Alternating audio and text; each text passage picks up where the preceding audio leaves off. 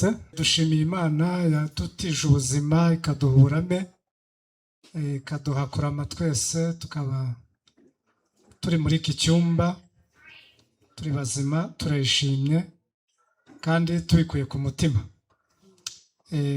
Njye uvuga tugiye gufatanya muri iyi gahunda. Amazina nitwa Gatware Justin, tukaba tugiye gufatanya muri iyi gahunda nkaba ndi umusangiza w'amagambo muri gahunda itari buze kuba ndende tugiye kugira aha ngaha.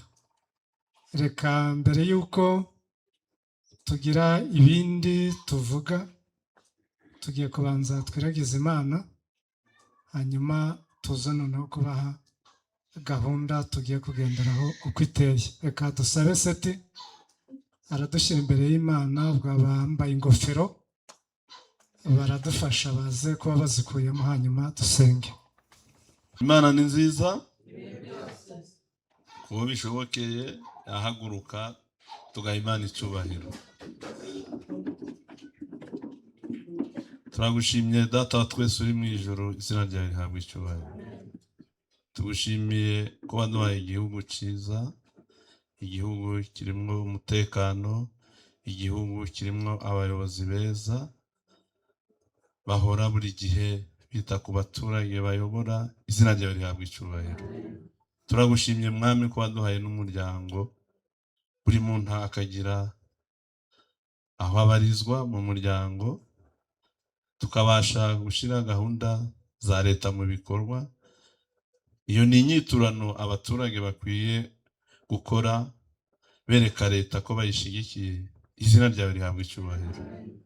Reka rero Mwami, iyi gahunda dufite uyu munsi niyo twabanje kuva mu gitondo, uje uduha umugisha kandi udukomeze mu byo dukora byose, maze hagati yacu haje haba urukundo kandi n'igihugu cyacu gikomeze gutera imbere mu izina rya Yesu.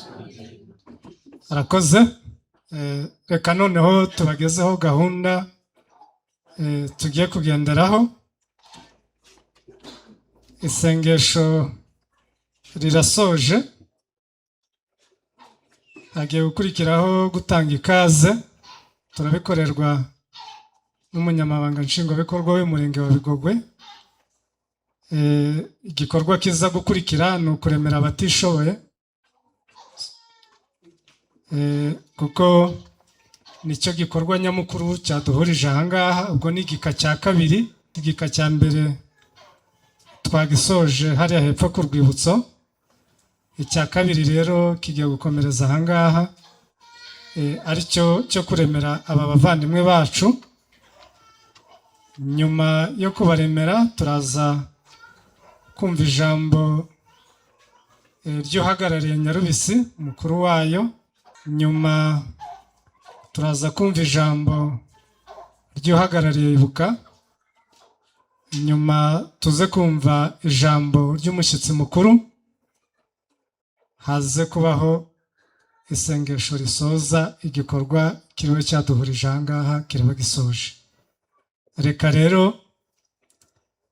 twakire umunyamabanga nshingwabikorwa w'uyu murenge kugira ngo aduhere abashyitsi bacu ikaze. Ntabwo nigeze mbavuga kuko ntabwo iyo nshingano ari iyanjye, ahubwo reka twakire umuyobozi atwakirira abashyitsi anabaha ikaze muri uyu murenge. Niriwe Nyakubahwa Meya Nyabihu, Meya Rubavu, Nyakubahwa Perezida wa Ibuka muri Nyabihu na Rubavu, turabakiye muri iyi sale n'abandi bose turi kumwe. Amazina yanjye ni Nsengimana Jean Claude, abandi umunyamabanga nshingwabikorwa w'umurenge Bigogwe. Bansabye gutanga ikaze, biragoye Nyakubahwa Meya, biragoye kukwakira mu rugo rwawe, ariko nuko protokoli imeze. N'umuturanyi wacu Rubavu, ariko bifite n'igisobanuro. Bino bintu birimo ubumwe n'ubudaheranwa, kubona uturere tubiri abantu bahurira hamwe bahuje inshingano, ngenda bibona nk'igisobanuro cy'ubumwe n'ubudaheranwa. Rero nta kindi badusabye ni ukubaha ikaze, ariko ndagira ngo abitabire kino gikorwa bashimire uwo mwatumye witwa Kaberuka Claude. Yakurikiranaga umunsi ku wundi ko ibyo twe twagomba gukora twabikoze. Duprofite rero kumushimira, ariko ubundi twe bari baduhaye inshingano zo kubaha ikaze muri Isanga, kandi dukomeze twibuke twiyubaka. Arakoze umunyamabanga nshingwabikorwa w'umurenge wa Bigogwe, ubwo aduhaye uburenganzira noneho bwo kutwereka abashyitsi.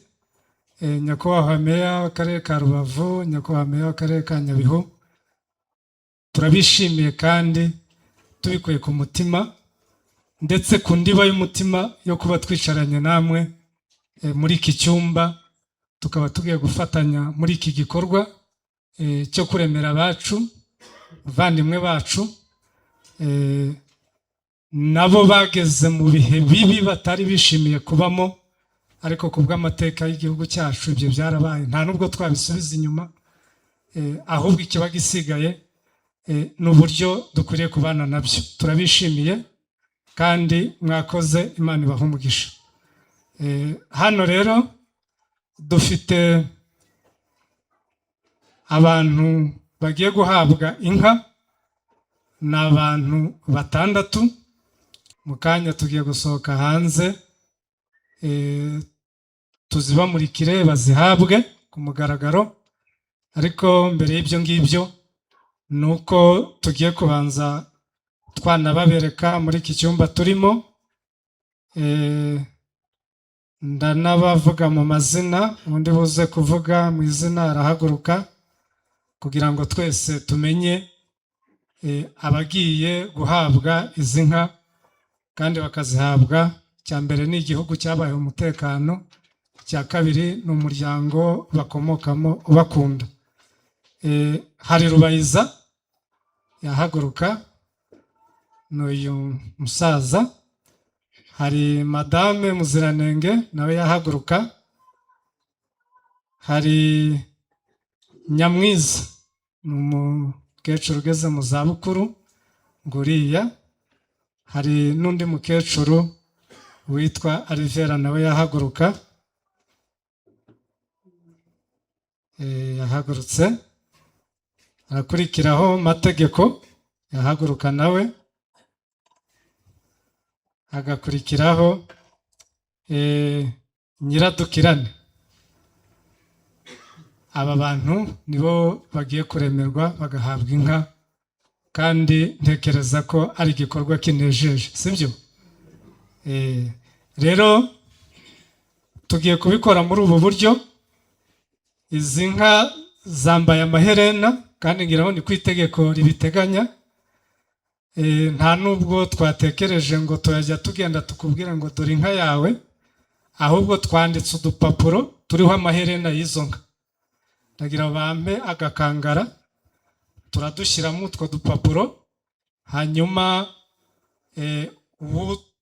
uza gufata ako gapapuro tutandukanye, noneho arajya atoramo agapapuro kamwe, ubwo iryo herena niryo ry'inka ye.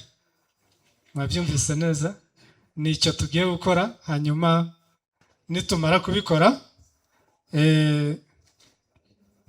turasohoka hanze. Nitumara gusohoka hanze, hanyuma bashyikirizwa inka zabo. Hano dufite muri aka gakangara udupapuro 4, ariko abandi 2 kugira ngo wenda hataza kugira ababitekereza bikazana urujijo, barazizi, bo barazizi, bazi buri umwe wese inka ari buze guhabwa. Hari uburyo byateganijwe mbere, barabimenya, ntacyo biri buze gutwara. Icy'ingenzi ni uko bari buzihererwe hamwe mu kibuga kimwe, hanyuma inka zabo akazihabwa. Rero ndagira ngo aka gakangara baragatereka aha bagapfundure, hanyuma buri umwe wese araza akuremo agapapuro kamwe. Iherena riri kuri ako gapapuro niryo inka ye yambaye. Ubwo arakoze. Uwa kabiri yaza. Arakoze cyane. Ubwo agasigayemo nakuriya mukecuru afite intege nke, barakamuha. Murakoze. Imana ibahe umugisha. Icyo tugiye gukora rero nyakubahwa meya ni uko tugiye gusohoka hano hanze, hanyuma izi nka nta nka zibaho zitagira umushumba. Umushumba wazo wari uziragiye ni Sekabanza, niwe ugiye gusohoka imbere.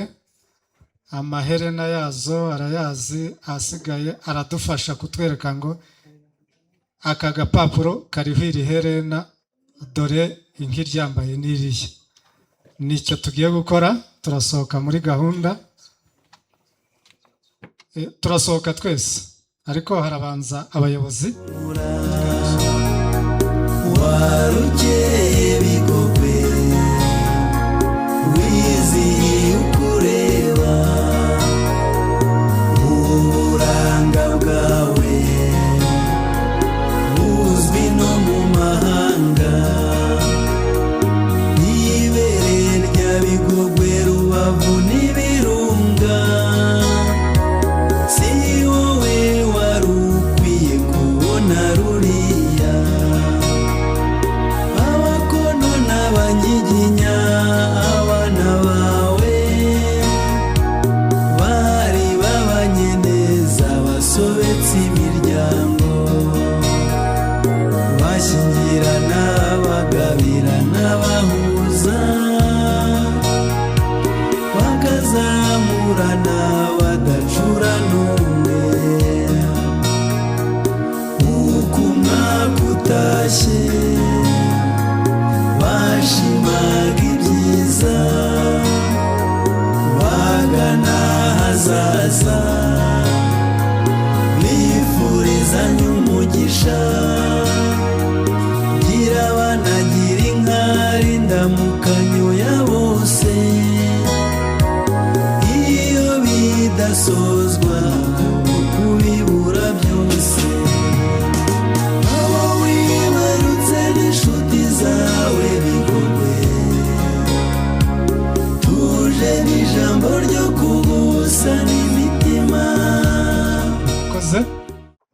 Reka rero tujye mbere, reka dusabe umukuru w'inzu ya Nyarubisi aze kwegera imbere, aze kugira icyo atugezaho. Mwiriwe, muraho mwese. Tugeze mu mwanya mwiza kuko umuyobozi wa gahunda yabitubwiye. Icyiciro cya mbere cya gahunda z'uyu munsi twagishoje, tugiye mu cyiciro cya kabiri, kandi nacyo turagenda tukihutisha uko bishoboka kugira ngo n'izindi gahunda zateganijwe zikomeze. Ntabwo ndi butinde, ijambo ryanjye ndagerageza kurihina bishoboka. Ndabanza nshime, ndashima cyane ubuyobozi, ndashima ubuyobozi bw'igihugu cyacu bwaduhaye urubuga, bukaduha n'uburyo bwo kwisanzura, ndetse bakanadushakira n'uburyo dufatanya nabwo, ndavuga ubuyobozi. Ari nayo mpamvu twicaye ahangaha, twicaye nk'imiryango y'Abanyarwanda, ariko turi mu bikorwa byunganira gahunda za leta ziriho. Rero nyakubahwa meya, ntabwo mfite ubushobozi n'amahirwe yo kugera kuri nyakubahwa perezida wa repubulika, ariko wowe mujya muhura kenshi mu mirimo, uzamutubwirire yuko yakoze kuyobora inkotanyi zikarokora abo turi kwifatanya nabo, ndetse akanadushakira n'urubuga nk'uru nguru. Ndashimira ubuyobozi bw'inzego z'ibanze, mpereye ku buyobozi bw'akarere ka Nyabihu ndetse n'ubuyobozi bw'akarere ka Rubavu. Ngira ngo murabona ko meya tutakiri hamwe, ni ukubera za nshingano. Hari ibindi bikorwa bijyanye n'iyi gahunda yo kwibuka bikomereje ruguru ahangaha, bibaye ngombwa ko ajya kwifatanya n'ababirimo kugira ngo be kubura bose kuko birabareba bombi, ariko turashima yuko meya wa Nyabihu yakomeje kugumana natwe muri iyi nzu ye. Meya, turabashimira umwanya muhora muduha, nubwo tuzi ko mufite byinshi, cyane cyane kuri uyu munsi gahunda bari nyinshi, muba murebwa na byinshi, ariko umwanya murawutubonera, turabashimiye cyane. Ndashimira Ibuka kubera yuko ibi bikorwa dukora ntabwo tubikora nk'imiryango twifatanya n'imiryango y'abarokotse Jenoside, ariko urubuga turuhabwa na Ibuka. Ibuka niyo idufasha tugashaka ubushobozi tukabwegeranya, ariko mu birebana no kumenya abakeneye inkunga y'umuryango mbere y'abandi, kuko nitugira amahirwe yo kubishobora tuzagera kuri benshi cyangwa bose, ariko aho duhera bigirwamo uruhare na Ibuka. Turabashimira cyane rero, kandi na Gerard waherekeje meya wa Rubavu nawe umubwire ko twabashimiye, ndetse umuyobozi wa Ibuka ku rwego rw'igihugu ushize twari twicaranye ahangaha ntabwo yabonetse, nimubonana nawe muzamubwire yuko dushimira Ibuka muri rusange. Ndashimira imiryango yateguye iki gikorwa, umuryango wa Nyarubisi, inzu ya Nyarubisi, inzu ya Rukatsa, nabo bafatanije. Ngira ngo mutabigizemo uruhare ntabwo Kaberuka uhagaze ahangaha uvuga mu izina ryanyu, ubwo bushobozi ntabwo nabona. Ntabwo mvuga mu izina rya Ruseka, ariko ndibwira ko na Ruseka nawe ubwo bushobozi atabubona bitagezwemo uruhare nabo basangiye iyo nzu. Namwe rero turabashimira tubivanye ku mutima. Ndashimira abarokotse Jenoside yakorewe Abatutsi bataheranwe. Uyu munsi turifatanya nabo, ariko twifatanya nabo kuko babigiramo uruhare, ndetse bakanadufasha tukicarana nabo ahangaha tukagira ibyo tubabwira turi hamwe nabo, birengagije intege nke. Kuriya mukecuru mwamubonye, ziriya n'ingaruka Jenoside yamusigiye, ariko iyo bigeze kuri uyu munsi arakururuka, tukabana, ni ubudaheranwa. Turabashimiye. Ntatinze rero ndagira ngo mbabwire ko iki gikorwa twakigize icyifuzo. Ni icyifuzo yabaye ari ibyo dufite mu biganza byacu, twakabaye tuvuga tuti ni ingarukamwaka, ni ihame, ariko tuzabiterwa nuko ubushobozi buzajya bugenda buboneka, ariko twifuza ko cyaba ngarukamwaka kubera impamvu zigera nko kuri 3. Impamvu ya mbere ni uko ari igikorwa kitwubaka nk'Abanyarwanda, ariko cyubaka abarokotse mu buryo bwihariye. Icyo buri wese aracyumva. Icya kabiri ni uko hari ibikorwa bimwe na bimwe bituma iyo twahuye nk'uku bidufasha kugera no ku bindi. Nk'ubu tumaze igihe, byavugiwe hariya hepfo, abapfuye bazize Jenoside ntabwo bose twari twababona, ngira ngo byavuzwe, turacyashakisha. Ntabwo rero twashakisha tutabaye mu bikorwa nk'ibi bituhuriramo, ndetse bishobora gutuma ruba n'urubuga rwo kungurana ibitekerezo, abo tutarabona tukababona. Ndagira ngo mbahe urugero rutoya bibabaje. Muri ku kwibuka ku nshuro 32 hari abo mu muryango wacu batuye hariya Mukamira, Rugeshi, niba ari Rugeshi niho bari batuye, niho biciwe. Umuryango wa Boshyuwenda bampamagaye bambwira yuko umugore n'abana be 2, abantu 3 babonetse.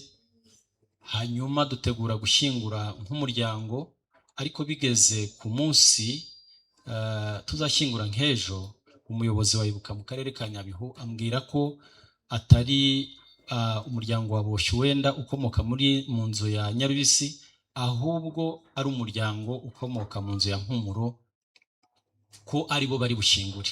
Urumva rero kuba abantu bakirwanira imibiri nukuri ni ibintu bibabaje, aricyo gituma tugomba kubikora buri mwaka kugira ngo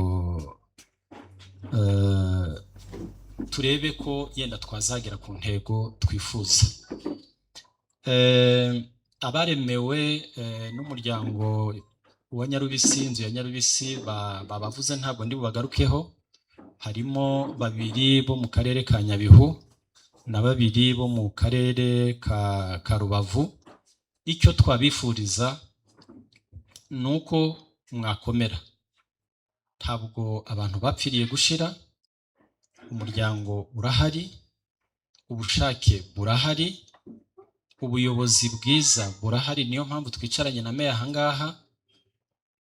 Ntimuzaheranwe kandi inka mwahawe Imana izabafashe zibe imbarutso cyangwa se zigire uruhare mu kwiyubaka kwanyu no gukomeza imiryango kwanyu. Ntatinze rero ndagira ngo mbashimire abari ahangaha ku mpande, ku mazu yacu yombi, inshuti zacu n'abaturanyi. Mwakoze cyane, Imana ibahe umugisha. Mudusabire iki gikorwa Imana izakidushoboze, tujye tugikora buri mwaka. Murakoze. Reka tujye mbere. Iri tsinda mubona ryahawe inka uyu munsi, wabaha iyi mikorofone nabo buri umwe ku giti cye agaragaza amarangamutima afite, kandi ndibwira ko bayafite, ariko uwo mwanya hari igihe utaboneka. Niyo mpamvu twagize dutya tukababaza uko bumva bo byagenda, baza kwitoramo umwe wabahagararira akagaragaza amarangamutima bafite. Ni Muziranenge, reka tumusabe ajye ejuru, hanyuma nawe agire icyo abwira uyu muryango uteraniye aha. Mwiriwe mwese, ndabashimiye mbikuye ku mutima. Bashimiye uburyo mwitanze mukaza kubana natwe muri iki gikorwa. Mwitanze mutanga umwanya wanyu. Ndashimira rero cyane cyane Ibuka itwitaho umunsi uko bukeye n'uko bwije, itwitaho, itubera ijisho, yatwitayeho, itwubakira, itwitaho mu buryo bwose, ntawe ukivirwa. Rwose ndayishimiye, ndabashimiye cyane. Umuryango wa Ibuka ndawushimiye. Nshimiye umuryango wacu wo kwa Nyarubisi, ndawushimiye cyane.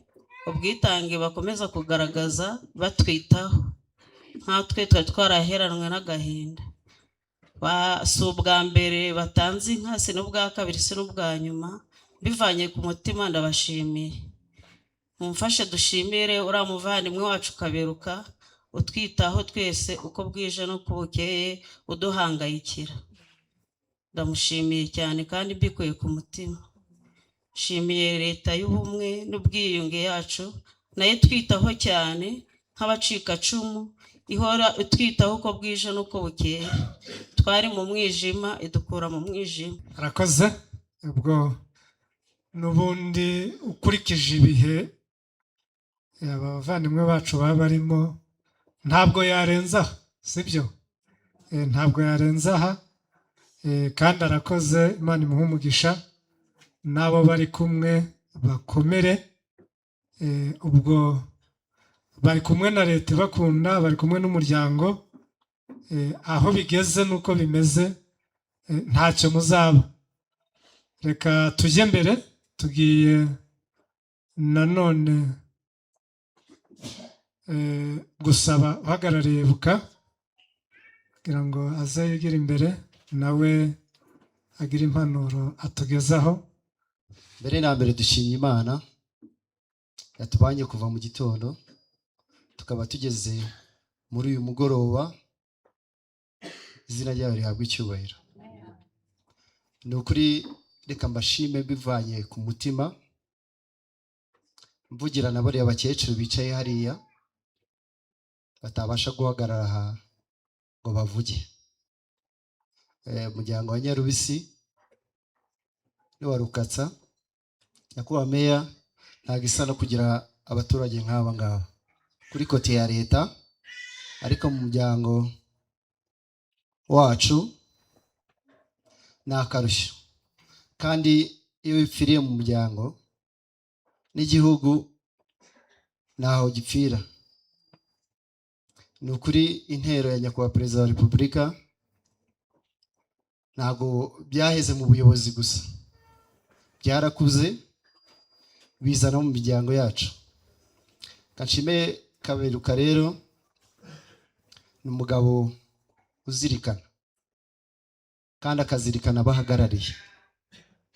Kaberuka yanshatse igihe kirekire, ashaka yibuka ku rwego rw'umurenge, executive arabizi, dukora ubushishozi kuko Claude abenshi nubwo abayobora ntabwo yaba bazi nkatwe tubana umunsi ku wundi. Claude abantu twamushikirije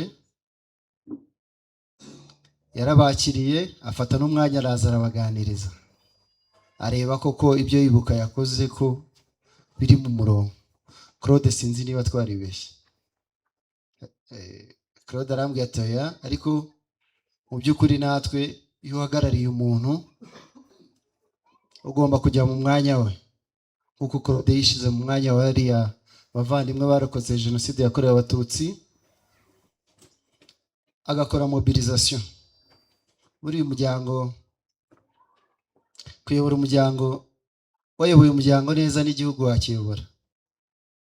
Claude rero nawe ufite abavandimwe bawe bakumva, nk'uko bigaragara twese turi hano, umuryango wa Nyarubisi n'uwa Rukatsa. Mwataye igihe cyanyu, mwigomwa igihe, mwigomwa amafaranga kugira ngo musigasire uriya warokotse nawe atera imbere. Twibuke twiyubaka, bye kujya biba muri mikoro gusa, ahubwo bijye no mu bikorwa. Rero nk'umuryango yibuka urabashimira cyane, urabashimira cyane, kuko iyo mugiye kubikora mumenyesha n'ubuyobozi bwite bwa leta, kandi byabaye transparence kabisa. Ni ikintu gishimishije, nta ntoni kuri Kaberuka, bose ni abana ba Nyarubisi. Iriya transparence muzayihorane mu muryango wanyu, izakwira n'igihugu. Ni ukuri njyewe byandenze, kuko nibwo bwa mbere participye kuri iki gikorwa, nkagiparticipamo mu Bigogwe, by'umwihariko hano muri iyi sare ya Bigogwe.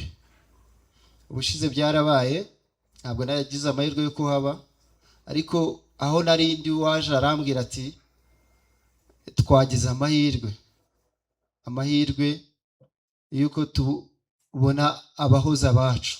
Uzi kuva kwibuka, wava kwibuka bakakugabira, ni nko kuva kujya gushyingura so, wavayo bakaguhoza.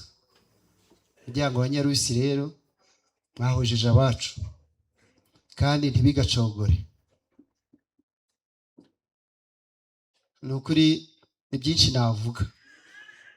navuga kuri mwebwe no ku Mana. Umuntu uzagira amahirwe akazayigeraho, ni byinshi azayibwira. Twumvise ubuhamya twabwiwe na Claude, nta gisa n'Imana yaduhishiye abacu. Namwe iyo muba muri iki gihugu tuba twarasigaye aho, Imana yarakoze irabaduhishira. Nyakubahwa meya, buriya twebwe dufite by'umwihariko muri Bigogwe, nta ushingira ngo ajye gutira basi. Dufite ba data wacu, Imana yarakoze irabasigaza. Ni ukuri ntabwo mwabaye ababyeyi gito. Buri wese warokotse jenoside yakorewe abatutsi ahagaze hano yabibabwira nk'uko uriya mwana yatanze ubuhamya. Ngewe mvuka mu cyahoze ari komine Karago ku Nanga hejuru ku Kibundi, abazi ku rusengero rwo ku Kibundi hejuru niho mvuka. Tekereza kuva aho ngaho wagera aha hejuru muri Rusho, uba witegeye buriya ubushiru bwose, ukabona no ko banyokorome hahiye. Buriya twebwe twarapfuye turongera turazuka, ni ukuri. Niyo mpamvu njya mvuga nti Imana yarakoze iduhishira abacu. Nakomokaga ku Kibundi kwa ba marume ari ku ntebe mu Bakumba, mpageze nsanga naho hahiye. Ubwo aho nari nsigaranye ni mu Bigogwe. Tugeze hejuru twageze mu ma saa 10, turebye Bigogwe kari agahinda kuruta iyo tuvuye. Ariko iyo umuntu agiye gushaka akagira amahirwe akagira se wabo, akagira amahirwe akagira ba marume, umuryango wa Nyarubisi mwakoze. Nakubise amaso hariya mbona abaseyi, navuga ni biri amahire mutaduhaye inka twenyine, na ba mama buriya zizabagera. Reka rero nshime umuryango wa Rukatsa. Buriya Bigogwe tujya gutangira gushyingura babivuze, ni amaboko y'abacu nyakubahwa Vice Mayor. Habaye contribution yanyu turayizi, yaba umuryango wa Rukatsa, umuryango wa Nyarubisi, contribution yanyu twarayibonye. Twari batoya 2004, nari nkiri kuri secondaire, ariko abakayange contribution bakoraga, ba Mashyaringa n'abandi nkabo, kugira ngo tubone aho dushyingura abacu ku rwibutso rwa mbere rwabanje hariya ku murenge wa Kanzenze. Habaye kwiyegeranya kw'amaboko y'abavuka muri Bigogwe, cyangwa se bafite igisekuru cyabo cyakikiriye aha ngaha. By'umwihariko rero umuryango wa Rukatsa nawo wabuze benshi hano, wabuze benshi. Hariya nyakubahwa Meya, hariya ujya wumva Irega hariya ku rusengero rwa Cyambara dufite iriya monema, harimo Abakatsa benshi. Ni uwo muryango rero wagize neza, muzahore mugira neza. Inka zo mu Bakatsa zakamirwaga uboroye n'udatunze. Abo twazikamiye baduhemba biriya, ariko ntabwo Bigogwe yamaramaje. Imana yaratubikiye. Bakatsa rero beza, mwakoze mwunganira leta yacu y'ubumwe bw'Abanyarwanda. Iyo tugira abaturage nk'aba ntabwo twari kubona genocide, ariko twagize imfura mbi zibaho. Muri kusanasana, muri kureba ko warokotse atasigara inyuma. Uzakomeze rero mufashe, kandi icyo nzi cyo ntabwo muri gufasha ibigwari, muri gufasha abantu bareba, muri gufasha abantu bafite umutima. Nubwo bariya bageze mu zabukuru, reka basaze banywa amata. Ni agaciro kuri mwewe. Natwe bakiri bato turabizirikana. Ni umurage muduhaye, umurage w'urukundo, umurage tuzatoza abana banyu, tukababwira tuti Papa Claude Ruseka ati umuryango bayoboraga ni uko wagendaga, wagiraga urukundo, wagiraga indangagaciro. Ni ukuri twizimbye mu magambo, bakomeje kubana n'umuyobozi. Kandi nyakubahwa Meya turagushimiye, bwire na bagenzi bawe n'ubuyobozi ku nzego zo hejuru. Twari kumwe na Gavana, azi igikorwa murimo. Turabashimiye nk'ubuyobozi, mutuba hafi. Umuturage yaguhamagaye ukamwitaba ntabwo isa nabyo. Natwe rero nuduhamagara tuzakwitaba tutiganda. abahawe inka ntizikaba umukandara nk'uko Claude yabivuze. Kuba imfura ni ukwitura. Ntukiture Claude, uziture umuryango. Yabivuze neza, barazikurikirana. Seka yabivuze neza, barazikurikirana kandi natwe nibyo twifuza. N'ubuyobozi buhora budukangurira ati muzaturebere umuturage wacu twahaye inka ntigapfa ubusa. Ipfuye ubusa kwaba ari uguhomba. Ntabwo isa no kugabirwa inka ukagabirwa inka mu bigogwe. Uri kubona ibyansi hano. Ni ukuri yakabaye abantu bose bajya kugaba bakatuzana muri iyi sare. Kuri izi nka zifite umugisha zizadukwire rero dukomeze kwibuka twiyubaka. Akoze hagarariye ibuka. Reka tujye imbere nyakubahwa meya mukaba n'umushyitsi mukuru muri iki gikorwa. Reka mutwemerere namwe tugezeho impanuro mwaduteganirije uyu munsi. Murakoze. Mwiriwe neza. Murakoze. Twese tubanze dushimira Imana. Ndashimira Imana cyane kuko kindi gihe nk'iki twari turi hano, kuba twongeye kuhagaruka gutya ni amashimwe ku Mana. Ni nabyo tuvuga ngo bizahoreho, Imana izabashoboze bibe ngarukamwaka kugira ngo tujye duhora tugira icyicaro cyiza nk'iki ngiki. Ndashimira ubuyobozi bukuru bw'igihugu cyacu, by'umwihariko nyakubahwa Perezida wa Repubulika Paul Kagame. Ntabwo abantu bajya babona uburyo bwo kumushimira yifuza. Ni nk'uko nguko burya hari ugushimira ugashimirisha ibikorwa, kuko amagambo gusa umuntu arayavuga bikarangira, hakabaho n'uyavuga atamuvuye ku mutima. Ariko gushima ni uko nguko turi hano, nk'uko uyu muryango wa Nyarubisi uhagarariwe n'umuvandimwe Kaberuka Claude ndetse n'umuryango wa Rukatsa uhagarariwe n'umuvandimwe Ngango Justin, nk'uko muri hano mukavuga muti dushimira inkotanyi zo gahoraho zabohoye igihugu zigahagarika jenoside, natwe reka tugire icyo dukora. Ni ukuvuga ngo ni ugutera ikirenge no kubatera ingabo mu bitugu. Nyakubahwa Perezida wa Repubulika ajya akunda kubivuga, iyo abona hari abantu batitwara neza arababara cyane, arababara burya akababara pe, akavuga ati ubu iyi myaka 32 ishize ni igiki kirimo kiyubaka kimpa icyizere. Ariko nzi neza ko aya makuru aba ari buyamenye. Burya byose ibintu byose niyo twebwe tutavuga ntabura uburyo ayamenya. Arayamenya ahita atekereza ati yaba n'ahandi n'ahandi n'ahandi. Nabonaga abantu bameze nk'umuryango wa Nyarubisi cyangwa umuryango wa Rukatsa, naba nzi neza yuko imbaraga twashyizemo tubohora igihugu duhagarika jenoside, ko abantu bazirikanye ko nabo bagomba gushyiramo imbaraga zo kubaka igihugu. Kuko akunda kubivuga ati twebwe imyaka turimo turagana mu bukure, ariko se abo twateruye bo barimo baragana hehe? Icyizere batanga cyo kubaka igihugu ni ikihe? Icyizere rero ni iki ngiki, nicyo kubashimira.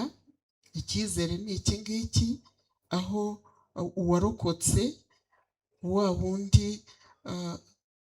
bagiye bakica bakamaraho n'ibyo byose, inka zose zigashira, agasigara yifuza ati ese nakamirwa nande, nakamirwa nde? Ariko mwarabikoze, ni igihe kinini, n'ubushize mwabigarutseho cyane, turabishima. Imana ikomeze ibatize imbaraga, ikomeze ibatize imbaraga, ibagure, kandi abagabiwe mwese namwe mwaguke. Ni ugushibuka, turashibuka mu rubyaro, tugashibuka mu gutunga, tugashibuka mu kwigira, tugashibuka mu guteza igihugu cyacu imbere.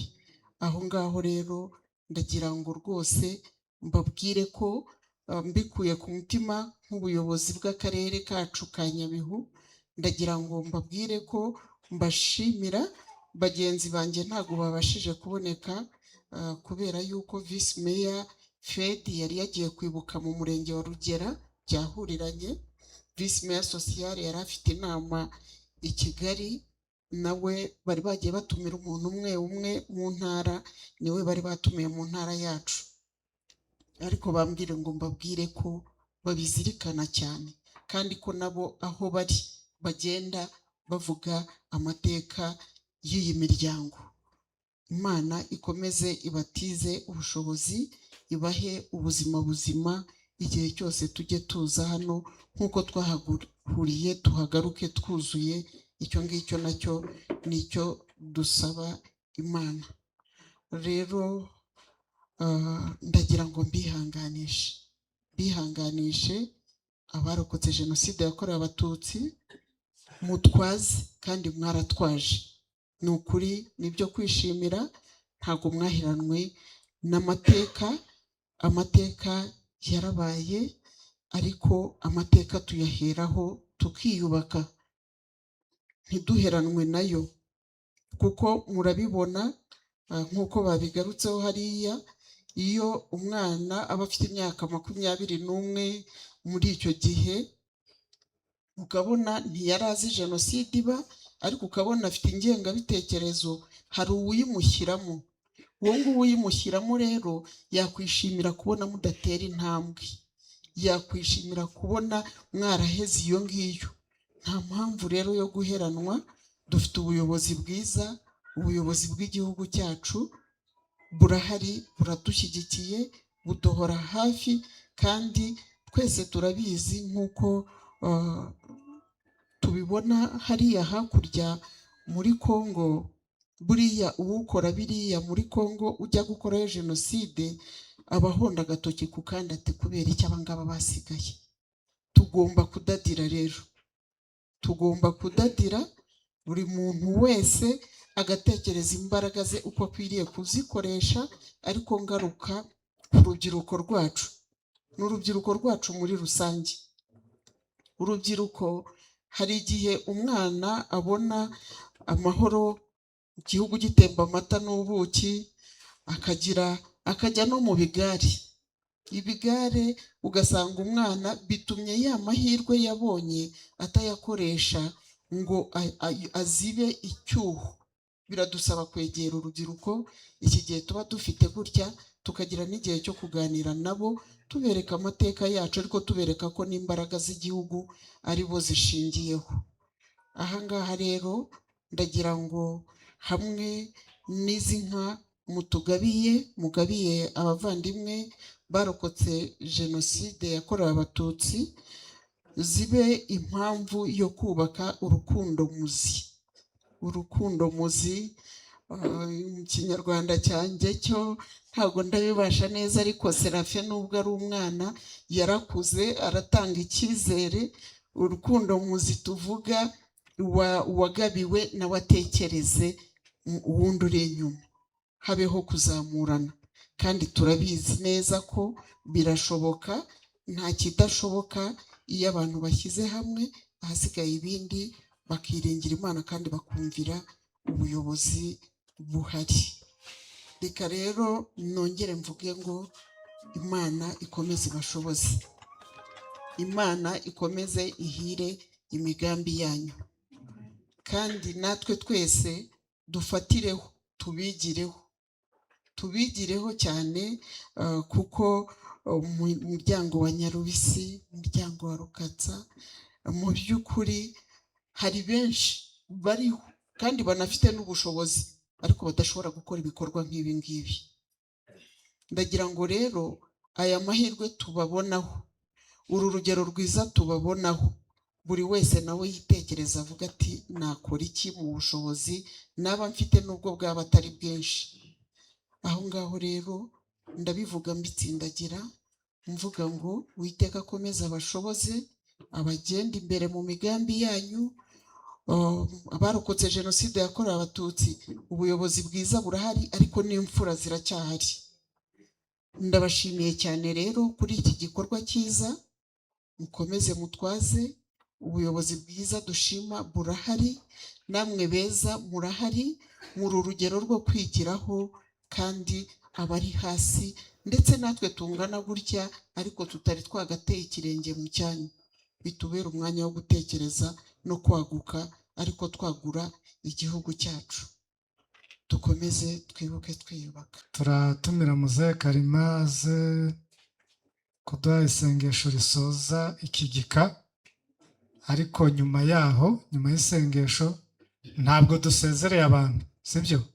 Ntabwo dusezereye abantu, tugiye kugumya twicare muri iki cyumba, hanyuma ubwo turababwira igikurikiye. Abafite ubushobozi buhaguruka, Imana icyubahiro. Data ushobora byose kandi uhoraho, katugushimire iyi tariki tugezeho n'amasaha tugezeho, si imbaraga si n'ubushobozi, n'urukundo watugiriye, waba icyubahiro.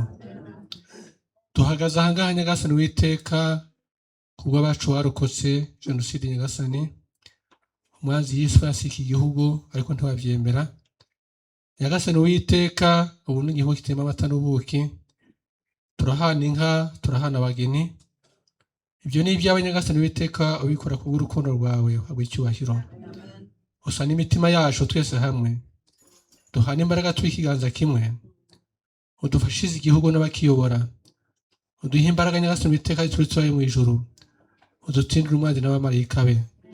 Kandi Nyagasani Uwiteka, amwanzi Satani yibasiye umunyarwanda wese Nyagasani, wamuremye Nyagasani Uwiteka ku ishusho yawe, uhindure imitima yabo babashe kwihana, bamanike amaboko batahe igihugu cyacu kandi ari icyabo, twese tubakire hamwe, habwe icyubahiro.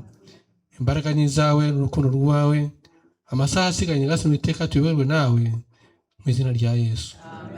Ndagira ngo mbasabe ikintu kimwe, abantu bahagurutse, ndagira ngo mbasabe ikintu kimwe. Tugiye guherekeza meya kubera ko afite izindi nshingano kandi zihutirwa, ari nayo mpamvu twagiye twihutisha ibikorwa cyane, ariko hari ikindi cyiciro kandi nacyo cyangombwa, yabivuze neza MC, reka nawe mushimire. Ntabwo dukwiye gusoza tubabaye, kuko niba turi kugabirana, niba tukifite imbaraga, niba tutarashize, nabyo birakwiye ko tubishimira Imana kandi tunabyishimira natwe ubwacu. Kubera inshingano tumureke, tumubohore ajye mu bindi bidufitiye umumaro, ariko abandi ndabasabye nibura iminota 20. uko umwaka utashye bashimaga ibyiza bagana hazaza. Muri aka kanya rero hari itsinda ngira ngo mbereke nyuma yo gushimira abantu batandukanye, itsinda ry'abantu 7 turi hamwe nabo, baje kwifatanya natwe muri iki gikorwa turimo, kandi baza baturutse kure cyane. Nabo mu muryango wa Nyarubisi ariko baba Uganda. Ndagira ngo mbahagurutse ababishoboye, kandi ngira ngo bose barabishoboye, mwe kugira ikibazo icyo ufite ugihagurukane, hano turi mu rugo. Ntugire ipfunwe ryo kuba ufashe ikigori, nanjye nuko ndi kuvuga nanjye nakabaye ngifashe. Ndagira ngo muze mumfashe mwigire hano imbere.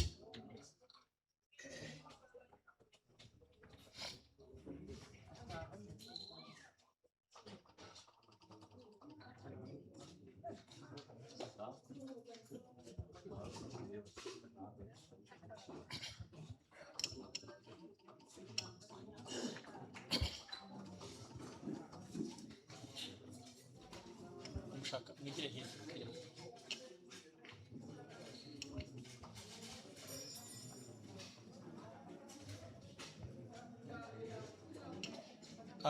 Iri tsinda mubona ry'abantu 7 bavuye Uganda ni bene Nyarubisi batuye mu gihugu cya Uganda. ni bene Nyarubisi twamenye ntiyashize igihe kirekire tumenye ko hari bene Nyarubisi batuye muri Uganda. Ibi byose ni ingaruka z'aya mateka, ni ingaruka za ziriya politike twavuze zose. Abantu kugira umuryango, aba ni abahagarariye abandi, ntabwo aribo batuyeyo gusa, bahagarariye umuryango munini mugari wa Nyarubisi uba Uganda. Bene Nyarubisi ndagira ngo munkurikire munyumve. Aba bantu uko ari 7 nabo bahagarariye n'abana bakomoka ubwo ndabibwira abantu bakuru nk'abakarima na bagashemeza n'abandi yenda babizi. N'abana bakomoka kuri Munyamvuke na Ruzindana bavukana kubera izi politike zo mu Rwanda, bahunze bahungira Uganda, baragenda babayo, baraguka, bagira umuryango munini. Uwo Ruzindana na Munyamvuke bakaba bene Birevu, nabo mu nzu ya Birevu. Rero igitumye mbahagurutsa icya mbere ni ukugira ngo nka bene Nyarubisi twishime kandi dushimira Imana yuko ikomeza kugenda itwubaka, itwegeranya nk'umuryango. Icya kabiri ni ugushimira iri tsinda riyobowe na Edward, kuko twababwiye ko tugira igikorwa ngarukamwaka gituma umuryango uhurira hamwe, kigamije kwifatanya n'abarokotse Jenoside yakorewe Abatutsi. Baravuga bati natwe niba bene Nyarubisi bazaba bahari barenze umwe, nta bundi buryo dushobora kubona bene Nyarubisi. Reka tuzaprofite cyangwa se tuzuririre kuri icyo gikorwa, hanyuma natwe tuze tubone umuryango wacu tutari tuzi, n'umuryango wacu utubone, bibe impamvu yo gukomeza kwegerana, ndetse binabe n'impamvu zo kubaka uburyo twabana nabo mu buzima bwa buri munsi nubwo batuye kure yacu. Tubiganira byatangiye bavuga yuko bazaza ari 5, ariko bibanga mu nda kubera ya nyota. Sinzi Edward niwe navuganye nawe cyangwa Amza, baraza kwivuga, arambwira ati nidusubirayo twaje bababaye kubera ko tubasize, nitunasubirayo nukubaha ibisobanuro nuko yenda tuzaba tubashyiriye intashyo, ariko bababajwe no kuba badahari. Rero Edward n'itsinda uyoboye, umuryango urabashimiye. Iyo nyota mufitiye umuryango uyibafitiye inshuro zikubye kenshi, kandi turi kumwe namwe, muri kure. Umuryango warabasuye kandi ntabwo wabasuye rimwe, uzongera ubasure na kenshi. Tuzagira ubukwe tubatumire, muzagira ubukwe mudutumire, ubuzima tububanemo nka bene mugabo umwe, nk'abasangiye Nyarubisi. Ndabashimiye ku ishyaka ryanyu, ndabashimiye ku mbaraga mwabishyizemo, ndabashimiye kuri ubwo butwari bwo gukunda umuryango. Rero nababwiye nti kuba turi kuvuga ntibigire icyo bihagarika, yenda ndabaha mikoro hanyuma mwibwire umuryango, abo batari bushobore kwivuga uretse ko mbona abenshi ari bakuru, murabavuga, hanyuma nugira icyo ushaka kuvuga nk'uwaje ayoboye iri tsinda, n'undi uwo ari we wese mwisanzure, kuko ni mwebwe dukeneye ko mwisanzura muri aka kanya.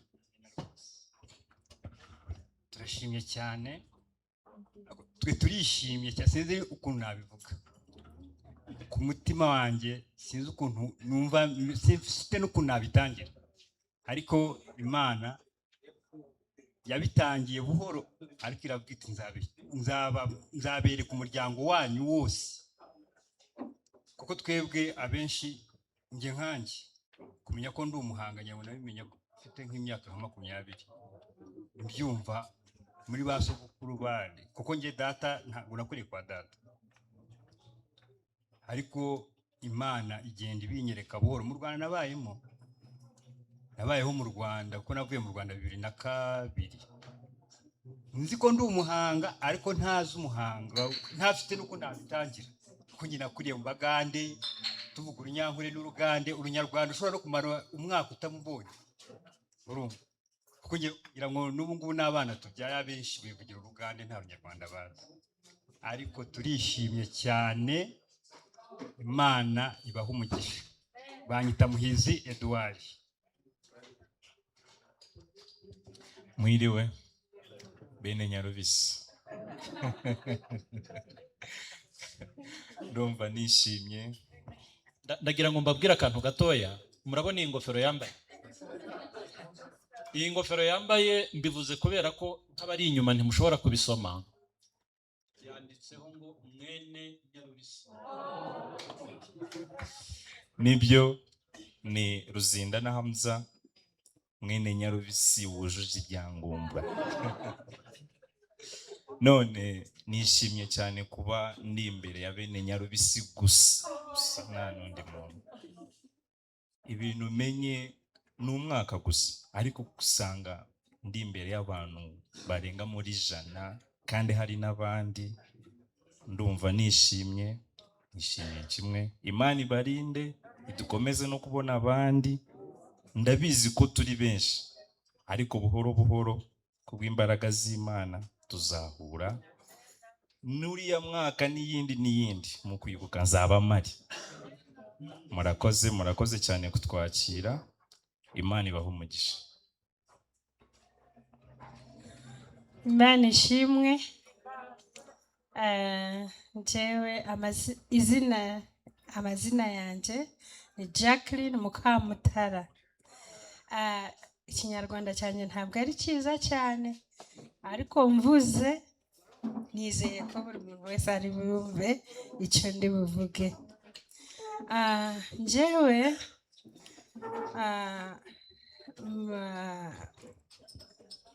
papa yitwaga Munyamvuke Elias. Bavuye ino mu genocide,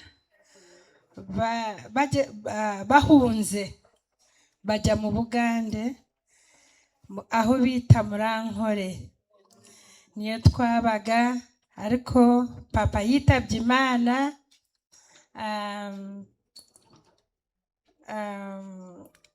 Sasa aradusiga, ariko nta bavandimwe yatweretse, ntabo twari tuzi, tubana na mama, ariko mama akajya atubwira.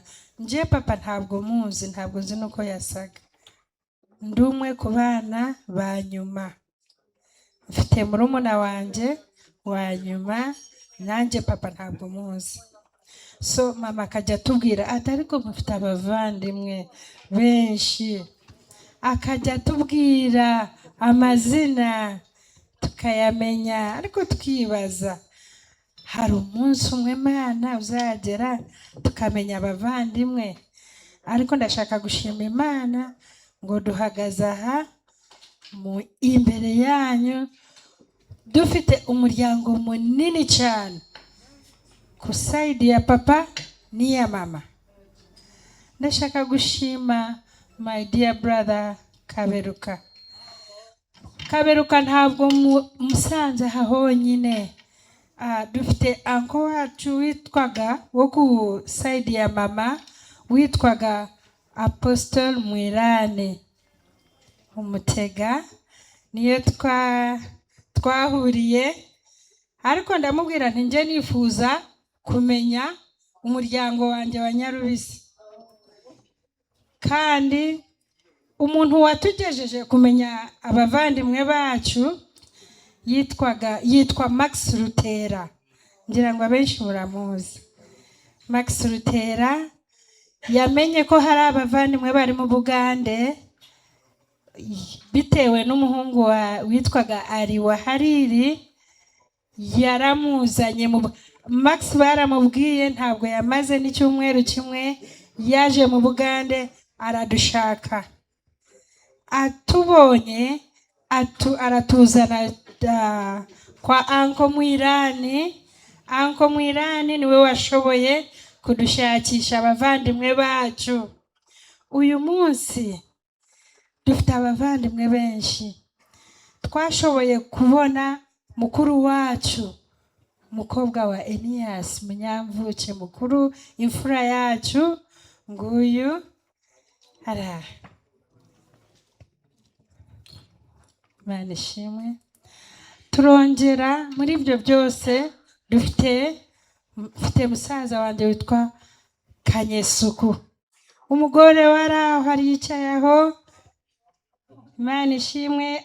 I love you. Ikinyarwanda cyanjye ni gike, ariko umuntu wese wumvuga mumenye ngo ndabakunda, mbatekerezaho buri munota wose. Seti afite ikibazo cy'ukuguru, ariko yicaye mu bisi amasaha kugera mu Bugande ni kure, aza mu Bugande kudushaka, kudusura, yaje na my sister. Muradukunda, ariko twebwe tubakunda kuruta kuko mudukunda. Ibyo ndabibabwira. Sete ndagukunda, mwese ndabakunda basaza banje. Iyo aho ndi hose, nubwo tudafite ababyeyi, ariko tuzi ko dufite basaza bacu, dufite umuryango. Kandi bene Nyarubisi turishimye cyane. Baratubwiye ngo hari ukwibuka, turavuga tuzaza turebe abavandimwe bacu. Mumbabarire, uyu ni umunsi wanjye wo kuvuga. Ndavuga ni tuzaza turebe abavandimwe bacu. Turabakunda mwese, kandi twishimye kuruta namwe uko mwishimye. Kandi tuzi ngo Imana byose byo dushaka izabidukorera. Kandi Kaberuka, Imana iguha umugisha, kandi kongera imyaka myinshi cyane. N'abataraha bose Imana ibarinde. Max Rutera umuzi wese, aho uzamusanga uzamubwira ati ariko warakoze, muzajye mubabwira mwarakoze kutuzanira bashiki bacu n'abavandimwe. Imana ibahe umugisha. Naje abandi bashobora kuvuga. Are you okay? Stop. Sasu, you stand up. Come this side.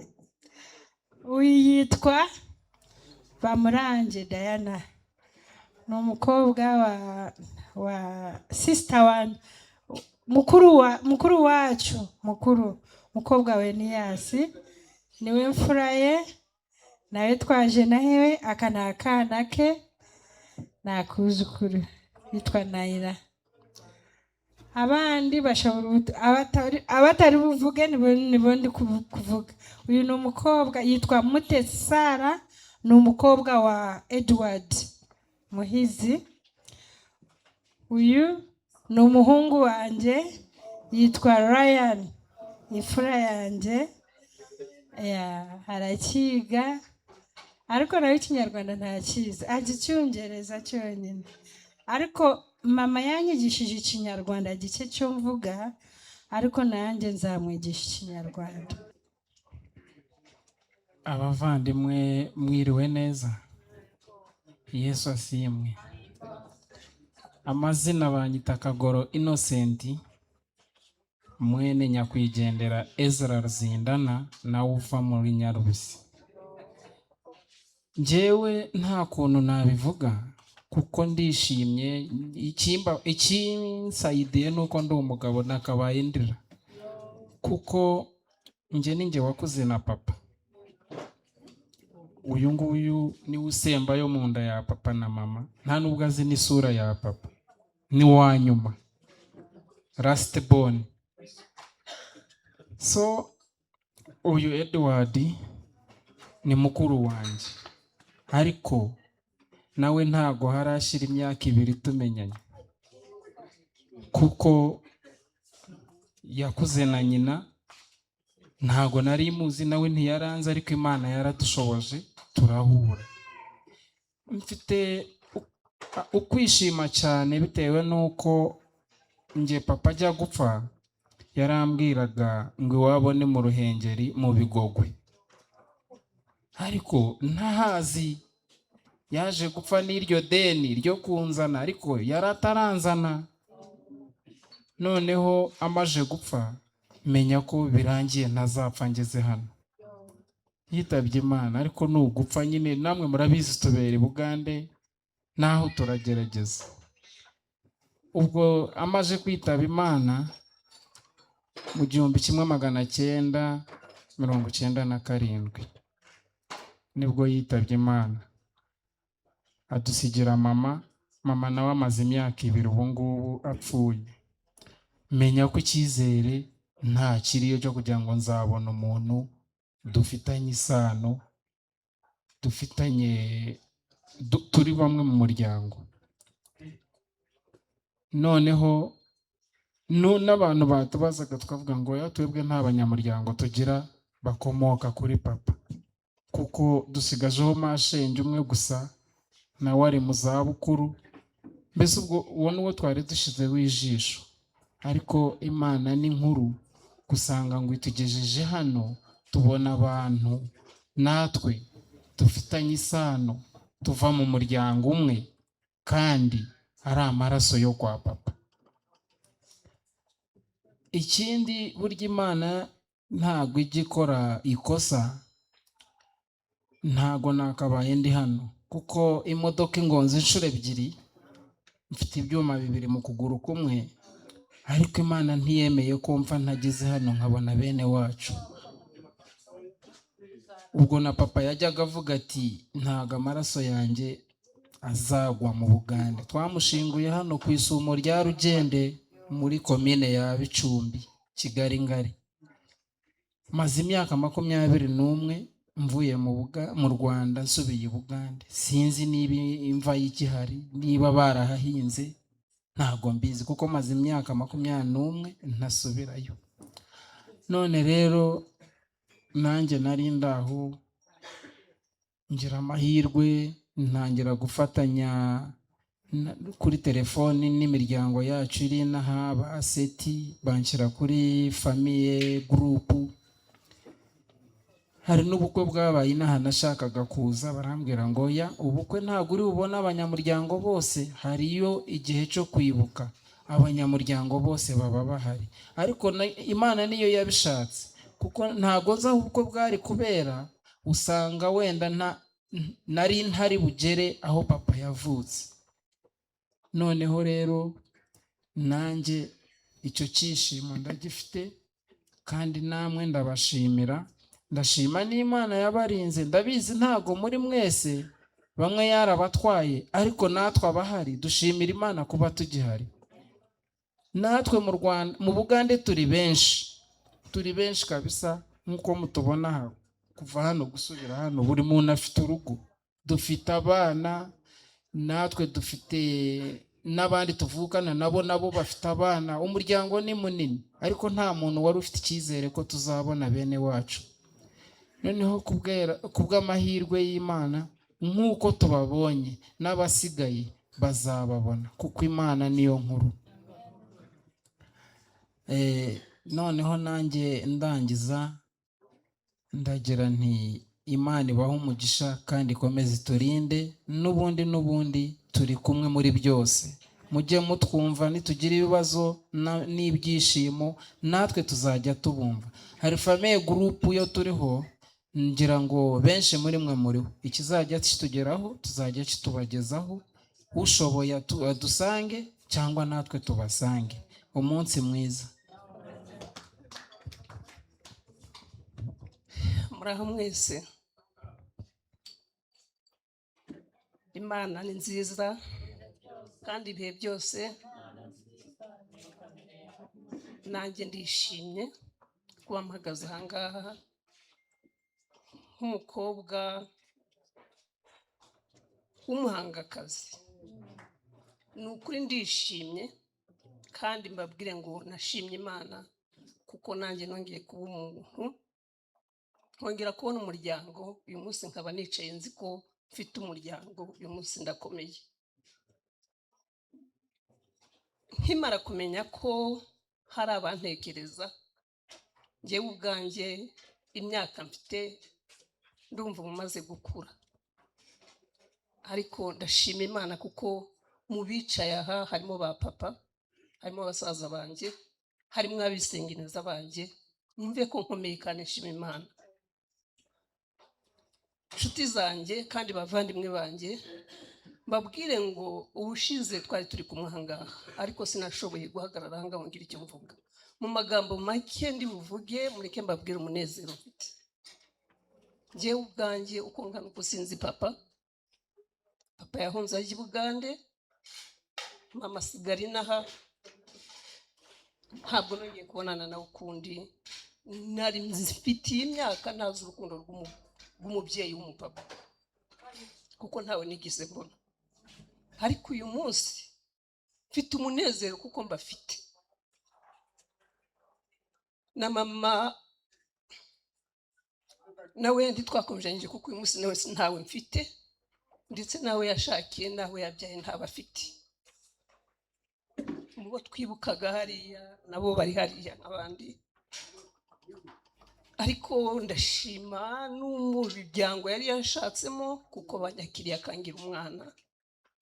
Ariko uyu munsi mfite umuryango. Umuryango wa Nyarubisi muri Amerika ufite ubuyobozi, bafite abayobozi babo, bafite imbuga bahuriraho.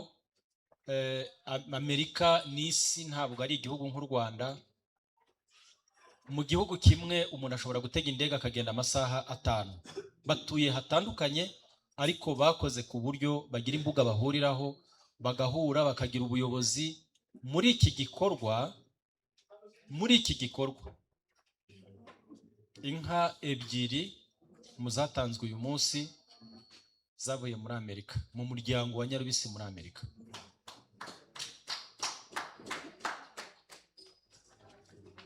Ndagira rero ngo mbabwire ko Imana igenda itwubaka kandi izakomeza kutwubaka. N'ibitarakunda bizakunda, ibyinshi biri imbere. Ubu ahagezweho ni muri Canada naho dufiteyo bene Nyarubisi, kandi nabo twamaze kuganira. Kindi kigihe nk'iki nitwongera Imana kuduhuriza aha ngaha, tuzaba tubabwira tuti muri Canada naho dufiteyo umuryango wa Nyarubisi ufite ubuyobozi. Umuryango wa Nyarubisi mwicaye aha ngaha mufite ikiraro kibahuza. Icyo yenda nimwongera kunyemerera ndongera mvuge, ndanga ko nafata umwanya munini cyane ngafata n'uw'abandi, ariko ndibwira yuko Edward na Sister Jackie namwe ndashaka yuko kindi kigihe nk'iki namwe muzaba mufite ubuyobozi bwa Nyarubisi, nubwo mwari musanzwe mubufite, ariko noneho hari ikibahuza, hari igihuza ubuyobozi bwanyu n'umuryango mugari wa Nyarubisi. Sibyo? Ndabibasaba kandi tuzabikorana, bizakunda. Rero navuze nti nta protokole iri aha ngaha, uri bushake kuvuga gufata mikoro arayifata. Ubu rero noneho ngiye gusaba Gatwara ari hehe? Niba Gatwara atari hafi nihagire uba hafi, noneho ahuze amagambo, kubera ko mbona abashaka ijambo. Justin niba uri hafi, yego mubwire Gatware aze adufashe guhuza ibiganiro, kandi twisanzure kuko niwo mwanya dufite.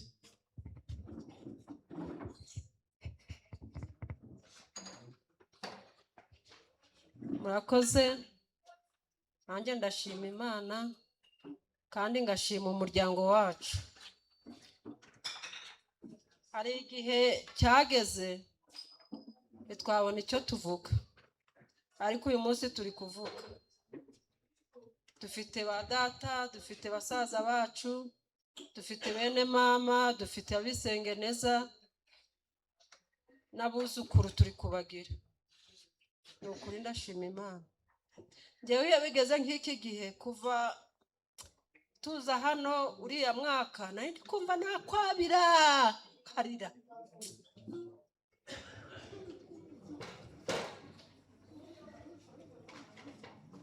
Ariko nukurizwa n'ibyishimo kubona twarabonye umuryango utwitaho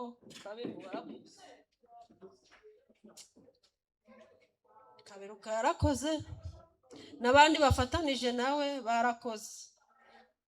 Ni ukuri ndabashimiye umuryango wa Nyarubisi. Hari umwanya twageze tukajya tuvuga ati se dufite abantu, intambara ikirangira twaravuze se Mana tuzabaho cyangwa ntituzabaho, ariko turiho, twarabyaye abasigaye, twarashibutse, dufite amashami, dufite basaza bacu na barumuna bacu. Ni ukuri ndabashima. Munshimire na Rugamba. Rugamba ajya bamwene mama hose, ntabwo njya mbona uko muvuga. Ruga, Imana izaguha umugisha, izaguha umugisha mwinshi. Zuba musaza wanje na ba data barahari. Abana banje bajyaga bambaza ngo mbesema ababwira ngo karame ngufite papa wawe, ndamufite. Sifite mama wawe, ndabafite. Ufite se basaza bawe ko tuzi Macumbi na Rubayiza, none ukaba uje utubwira ngo dufite na ba Muyomba. Murabafite benshi benshi benshi. Ubwo rero bamwe bazi uriya musaza mudogo uriya baramuzi, wajya bakinisha akanababwira ngo hari igihe yari yaravunitse bakamukinisha bakamubwira ngo turagutoneka. Baramuzi na mudogo Karori nawe baramuzi. Mbese ubu ni ukuri ntacyo tubaye pe. Ndishimye cyane. Njya ndeba munkikije ngiye kwibuka mama, kumva nakwabira.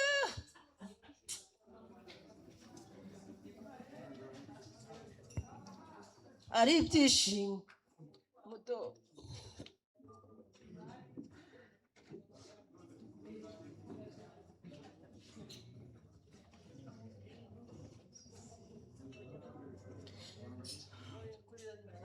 Kurira n'ibyishimo mujye mureka ndire nduhuke. Hari igihe ntarize ntakanuye amaso gusa nduma ndakakara, ariko ubu ntabwo ngikakaye.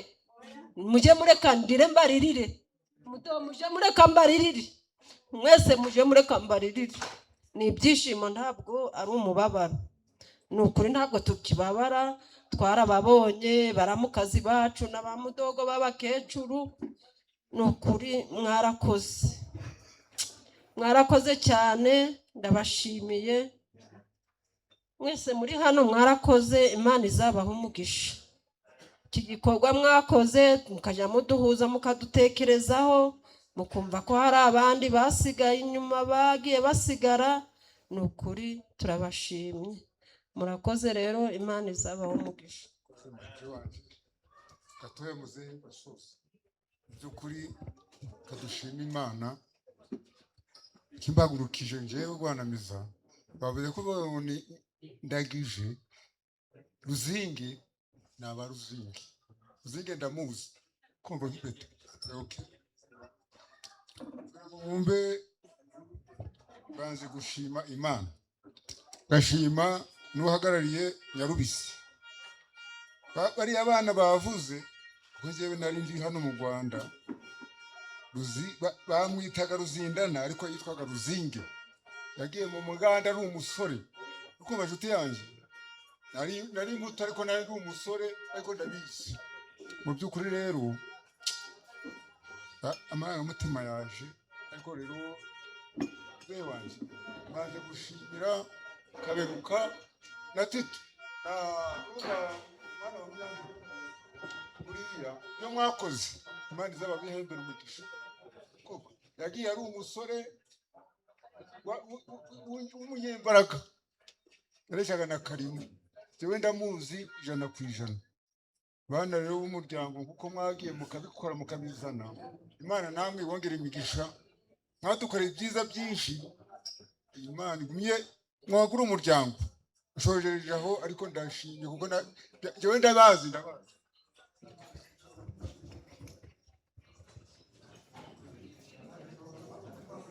Tongera dusuhuzanye tuganire. Banange mukurikeyo nasemerwa Munonga ubwo tugiye mu Buganda nabubayemo Kaberuka twumvikane harakaririmba naga numva kitwa Muhabura ndabona twese tumaze gusabana ariko twaje utatanye urumva ngo uyu mubyeyi wahunze ajya Buganda suko u Rwanda yararwanze n'abandi nkabo turi mu gihe cyo twibuka bacu baje jenoside ntabwo aba bantu nari mbazi ariko Buganda nabo bayemo barabwira abatwakira aha ngaha iyo umuntu ari mu mahanga izina amahanga n'amahanga ntimuzi icyo ari cyo kubona umuntu avutse ukabana n'abantu mugasaza muri kumwe ntagisa nabyo Abaganda ndabazi imico yabo ndayizi ni amahanga nyine bakiraniye igihugu nimbiha mwanyumvisha uko mvuze se turabaneguye bakiraniye igihugu ibakurora tebagusima barakureba namenye ko ndi umunyamahanga nari nzi ngo ndi w'abanyamahanga naboneraho kubabwira ko Muhabura yakoze ibintu biremereye inkambi nayibayemo reba ukuntu inkambi imeze ntabwo ari nziza iw'abandi ni w'abandi mwambwiye Rutera wababonye ndamuzi n'undi mwana wundi uwo mwana buno ari hanze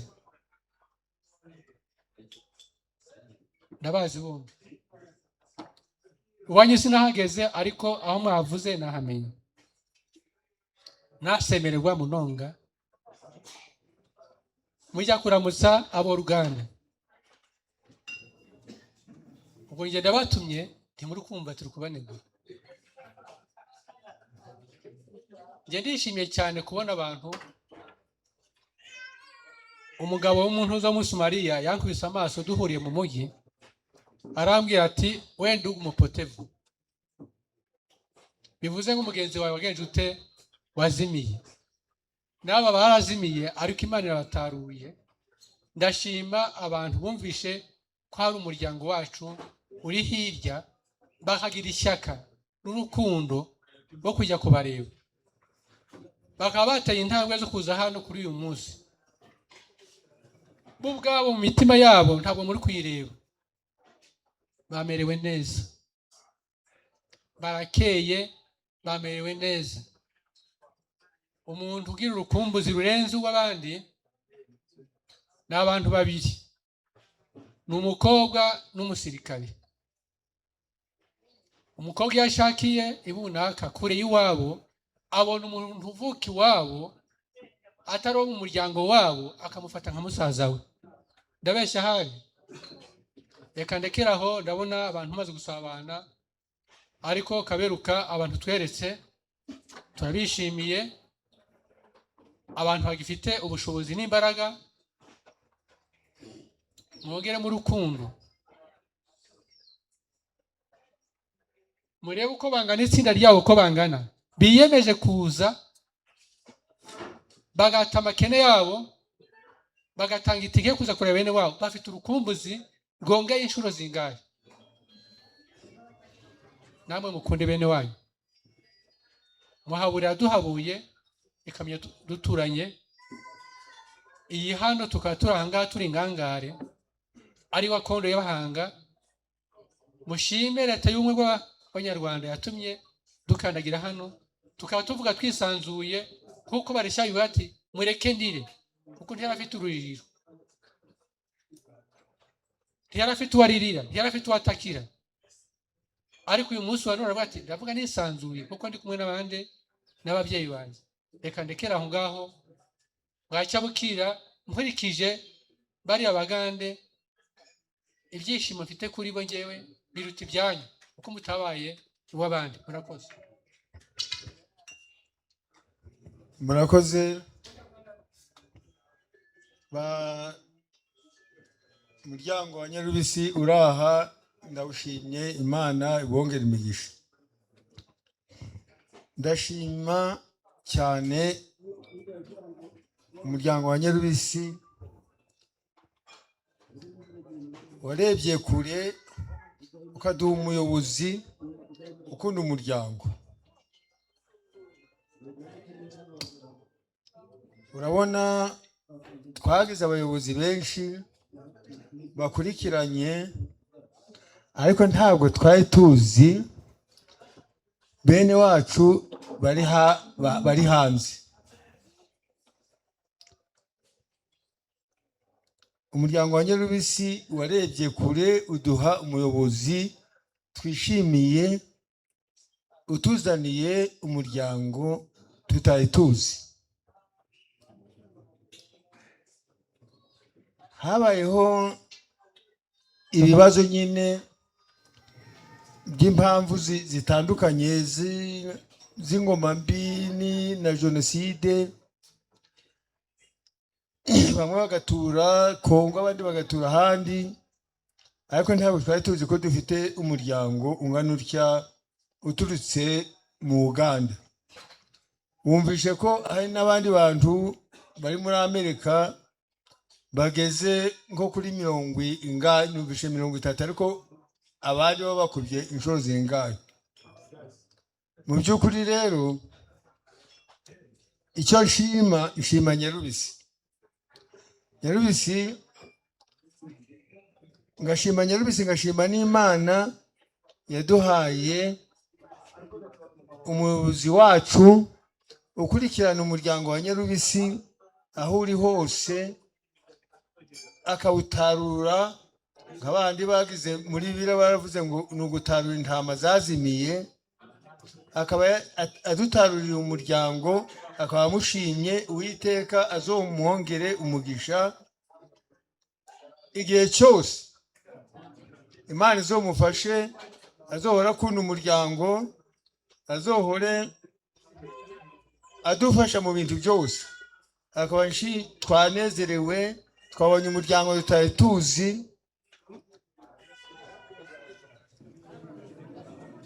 Wo hirya atwongereyeho n'indi jambo, akavuga ati no muri Amerika hari abandi b'imiryango bagera kuri 30. Rero Kaberuka muhungu wanjye, Imana izogufashe mu buyobozi bwawe Imana yaguhaye, na bene Nyarubisi bose bazogusabire ku Mana. Murakoze. Haba igihe umuntu aba afite amarangamutima ukumva utataha utayavuze, nubwo haba hasigaye umuntu umwe, ariko cyane cyane ko ab'ingenzi bari aha ngaha.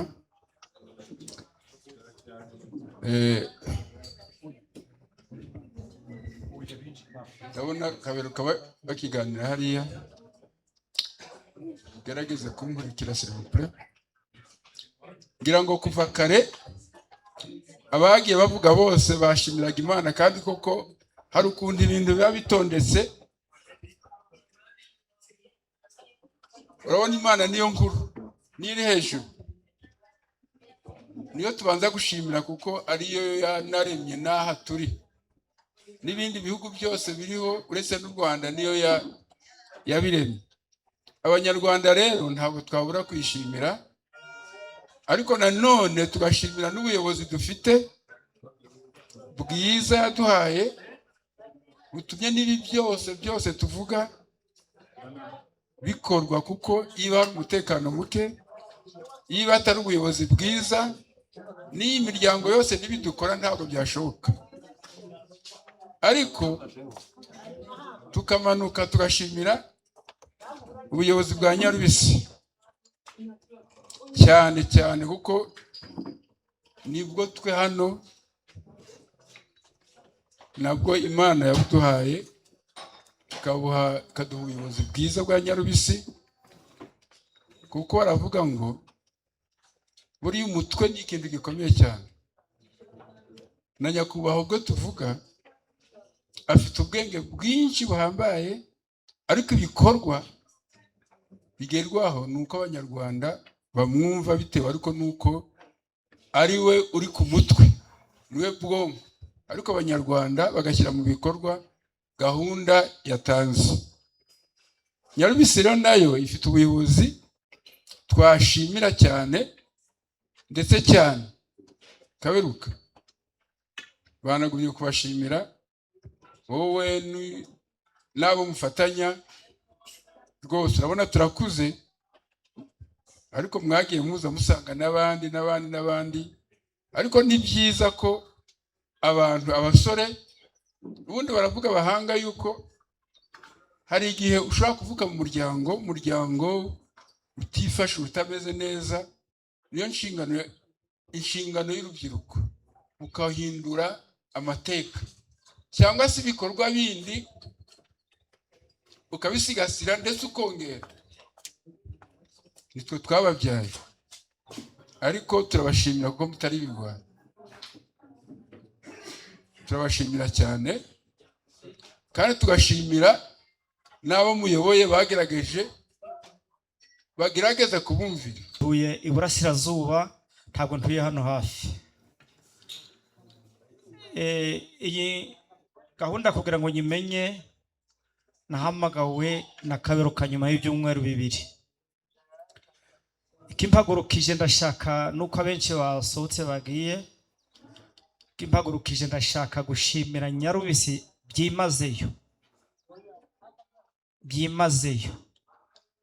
Nyarubisi, Sekabanza, mwebwe mwatoye Kaberuka, Imana ibaha umugisha. Njyewe Gerard aho ntabaye Rutica umugabo, Imana yarahambereye. Njyewe sinjya mwita Kaberuka, uriya dusa n'ababaye mu busore, bitewe ishyaka rye n'igabo rye n'urukundo rwe, namwise Rutica umugambi. Mu minsi yashize aherutse kumpamagara arambwira ngo ariko kugira ngo nyite Rutica umugambi wabikuye hehe? Ndangije ndamubwira nti aho so Rutugugu yakwiye izina ryo kwita Kaberuka, nanjye niho narikuye. Rero nsoza Rutica umugambi, nje n'umuryango wanje mpagarariye, abasore n'inkumi, nje ntabwo nzogucaho ngo ndaruke. Ndabashimiye, kandi igihugu kizoje gihora kikufitiye icyizere, kikunywanishe no mu yandi mahanga. Murakoze cyane. Ibyo kunywa turabifite, byo gusangira birahari, ni byinshi, ngira ngo namwe murabibona. Ariko n'inshingano nazo ziragumaho. Rero ndagira ngo mbasabe, ntabwo ari njye wari ukwiye kuvugira ijambo mu by'ukuri. Iri jambo ryagombye kuvugwa n'ushaka gusezera, n'ufite yajya. Nge ndi hano, ariko kubera za nshingano mfite uruzindu, biraba ngombwa yuko mpaguruke mbasize, ariko ntabwo mbasize mwenyine, muri umuryango munini. Abafite akanya dutarame, turyoherwe, tuganire, ariko nanone abashobora kuba bafite ibyihutirwa nabo ntawe turi bugaye, ntawe turi buvebe ko ahagurutse. Rero mbere yuko yenda ntaguruka hari amatsinda abiri nshaka kubanza gushimira. Nuko ndi bubashimire badahari bose, ndabona ntabahari. Nashaka gushimira Sekabanza n'itsinda rye kuko izi gahunda nibo bazidushoboje, nibo badushakiye inka, nibo baziragiye muri iki gihe cyose. Rero Sekabanza nubwo ntamubona ariko Ntaganda ndamubona, niwe bafatanije kandi mwarakoze cyane. Irindi tsinda nshaka gushimira ariko ryo birambabaza kubona nta numwe uhari, ndashaka gushimira bashiki bacu. Tsinda riyobowe na Mukantaga, ngwino mama.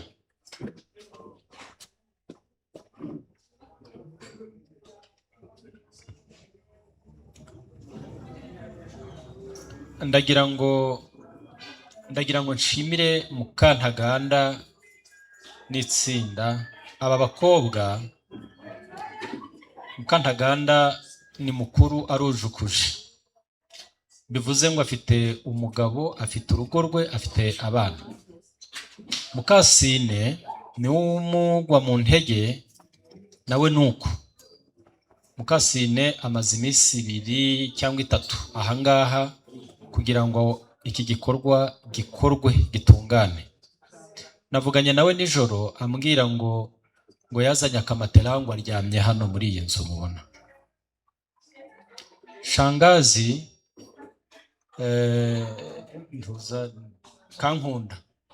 Kankunda atuye i Rwamagana iburasirazuba.